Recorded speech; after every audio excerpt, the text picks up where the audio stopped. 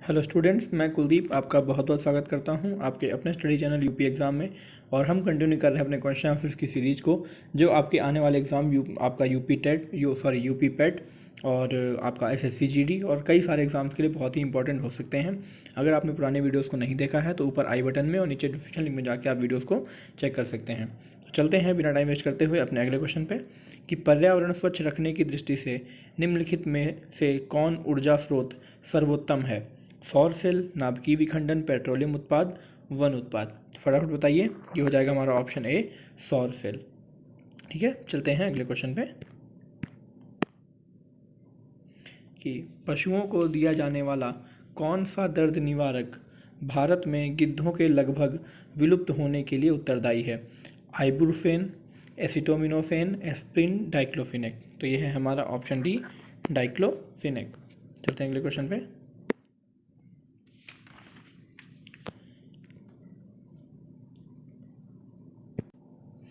अगले क्वेश्चन पे कि वर्ष 1993 में जब आंध्र राज्य एक अलग राज्य बना तब उसकी राजधानी कौन बनी? ऑप्शन है गुंटूर, कर्नूल, नेल्लौर और वारंगल। तो ये है हमारा ऑप्शन बी, कुर्नूल। चलते हैं अगले क्वेश्चन पे कि सूची 1 और सूची 2 का मिलान कीजिए। सूची के नीचे दिए गए कूटों को सही उत्तर चयन करिए। देखते हैं, यहाँ पे राज्य हैं और उनकी सबसे ऊंची चोटियाँ हैं। केरल, तो हमें पता होना चाहिए कि केरल की जो सबसे ऊंची चोटी है वो है अनाईमुदी। और उसके बाद में है नागालैंड की है सारामती। उसके बाद में है उत्तराखंड की है नंदा देवी। और तमिलनाडु की है दोद्दा बेटा। तुम्हारा ऑप्शन क्या हो जाएगा? ऑप्शन देखते हैं। ऑप्शन हो जाएगा हमारा सी, 3, 4, 2, 1, ऑप्शन सी। चलते हैं अगले क्वेश्चन पे कि निम्नलिखित में से कौन सी नदी गंगा नदी में बाएं से नहीं मिलती है? गोमती, घाघरा, कोसी, सोन। तो ये हमारा है ऑप्शन डी, सोन नदी। गोमती, घाघरा और कोसी नदी ये नदियाँ गंगा में बाईं ओर से मिलती हैं और ये गंगा की सहायक नदियाँ हैं। जबकि सोन नदी जो है वो दाहिनी ओर से मिलती है। सोन नदी बिहार राज्य में गंगा नदी से मिलती है, जो कहाँ से निकलती है? अमरकंटक की पहाड़ियों से निकलती है। चलते हैं अगले क्वेश्चन पे कि भारत के कितने राज्य समुद्र के किनारे पर स्थित हैं? तो हमारा ऑप्शन 7, 8, 9, 10। तो देखते हैं कौन कौन से हैं राज्य। तो हमारा सबसे पहले हमारा आ जाता है गुजरात। उसके बाद फिर हमारा है महाराष्ट्र, फिर है गोवा, फिर है कर्नाटका, फिर है केरल, उसके बाद है तमिलनाडु, उसके बाद हमारा आता है आंध्र प्रदेश, फिर ओडिशा और फिर हमारा पश्चिम बंगाल। तो यानी टोटल हमारे पास हो गए कितने? हमारे 9 राज्य समुद्री सीमा से लगे हुए हैं। चलते हैं अगले क्वेश्चन पे कि निम्नलिखित में से तत्वतः कौन सी एक हिमालयी वनस्पति की जाति नहीं है? जूनियर, महोगनी, सिल्वर फल और स्प्रूस। तो ये हमारा है ऑप्शन बी, महोगनी। महोगनी उष्णकटिबंधीय का जो सदाहरित वन का एक वृक्ष होता है और यह है पश्चिम घाट और अंडमान निकोबार द्वीप समूह के वनों में पाया जाता है। जबकि सिल्वर, स्प्रूस और जूनियर जो हैं ये अधिकांश उच्च अक्षांशीय क्षेत्रों में और हिमालयी क्षेत्रों में पाए जाते हैं। चलते हैं अगले क्वेश्चन पे कि भारत में तांबे का सर्वाधिक उत्पादन करने वाला राज्य कौन सा है? झारखंड, बिहार और मध्य प्रदेश। तो हमारा ऑप्शन सी, मध्य प्रदेश है। सबसे ज़्यादा तांबा जो होता है सबसे ज़्यादा होता है हमारा मध्य प्रदेश में। उसके बाद फिर हमारा आता है राजस्थान और उसके बाद हमारा आता है झारखंड। मध्य प्रदेश के मलाज खंड क्षेत्र में भारत का लगभग 70% जो तांबे का भंडार है। चलते हैं अगले क्वेश्चन पे कि किसमें पृथ्वी के अलावा अन्य पर भी जीवन की संभावना है, क्योंकि वहाँ का पर्यावरण जीवन के लिए बहुत अनुकूल है? बृहस्पति, मंगल, यूरोपा यानी जो बृहस्पति का चंद्रमा है और चंद्रमा यानी जो पृथ्वी का चंद्रमा जिसे हम सब लोग जानते हैं। तो हमारा हो जाएगा ऑप्शन बी, ये है मंगल। पृथ्वी के अलावा मंगल ग्रह पर जीवन की संभावना है। चलते हैं अगले क्वेश्चन पे कि पृथ्वी पर मरुभूमि होने की संभावना अधिक रहती है 0 अक्षांश के पास, 23 अक्षांश के पास, 50 और 70 अक्षांश के पास। तो ये हमारा है ऑप्शन बी 23 अक्षांश के पास। क्यों?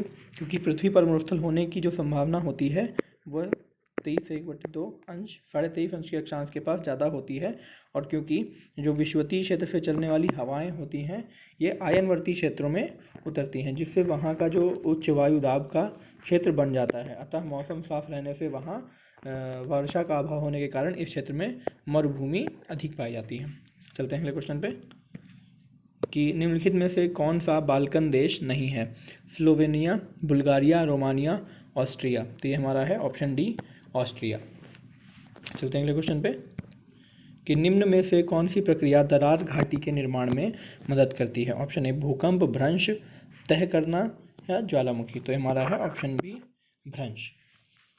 चलते हैं अगले क्वेश्चन पे कि संसार का सर्वाधिक सक्रिय ज्वालामुखी है? Cotopaxi, Fujiyama, किलायू, Vesuvius. तो ये हमारा है ऑप्शन सी किलायू। विश्व का सर्वाधिक सक्रिय ज्वालामुखी जो है किलायू है, जो अमेरिका के हवाई द्वीप पर स्थित है। चलते हैं अगले क्वेश्चन पे कि निम्नलिखित में से कौन सा सागर 3 महाद्वीपों से घिरा हुआ है? लाल सागर, अरब सागर, बेरिंग सागर और भूमध्य सागर। तो ये हमारा है ऑप्शन डी भूमध्य सागर। भूमध्य सागर जो है स्थल से घिरे हुए सागरों में सबसे महत्वपूर्ण एवं सबसे बड़ा सागर है।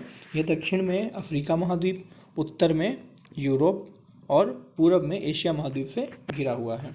चलते हैं अगले क्वेश्चन पे कि उच्च दाब क्षेत्र से भूमध्य रेखा सागर की ओर चलने वाली पवनें होती हैं? पछुआ पवनें, व्यापारिक पवनें, मानसून पवनें, समुद्री पवनें। तो ये होती हैं ऑप्शन बी व्यापारिक पवनें। चलते हैं अगले क्वेश्चन पे कि आर्थिक सर्वे 2019-20 के अनुसार इस वित्त वर्ष में थॉलिनॉमिक्स के अनुसार शाकाहारी थाली कितने फीसदी किफ़ायती हुई है? तो ये हमारा है, देखते हैं कितना, 96, 12%, 10%, 28% और 29%। तो ये हमारा है 29%। चलते हैं अगले क्वेश्चन पे कि आर्थिक सर्वेक्षण 2020 किस रंग के कागज पर छापा है? लेवेंडर, नीला, लाल, हरा। तो ये है हमारा लेवेंडर, ऑप्शन ए। लेवेंडर रंग कौन सा होता है कि जो हमारे 100 के नोट का जो कागज़ होता है, यानी 100 के नोट पे जो रंग होता है वही है हमारा लेवेंडर कलर। चलते हैं अगले क्वेश्चन पे कि निम्नलिखित में से किस सरकारी योजना ने केरोसिन और डीजल पंप की निर्भरता को हटा दिया? प्रधानमंत्री कुसुम योजना, प्रधानमंत्री किसान योजना, कृषि कल्याण अभियान, उपर्युक्त सभी। तो ये हो जाएगा हमारा प्रधानमंत्री कुसुम योजना। इसका पूरा नाम क्या है? प्रधानमंत्री कृषि ऊर्जा सुरक्षा उत्थान अभियान। इसे हम कहते हैं PM कुसुम, KUSUM। ठीक है, कृषि ऊर्जा सुरक्षा उत्थान महाभियान। इस घोषणा कब की गई थी? 2020-21 में इसके बजट में की गई थी। और इस योजना के तहत 20 लाख किसानों को सोलर पंप लगाने में मदद की जाएगी। चलते हैं अगले क्वेश्चन पे कि 2015 से 19 से FDI की अंतर्वाह क्या है? 280 अरब अमेरिकी डॉलर, 285, 284, 288। तो ये हमारा है ऑप्शन सी 284 अरब अमेरिकी डॉलर।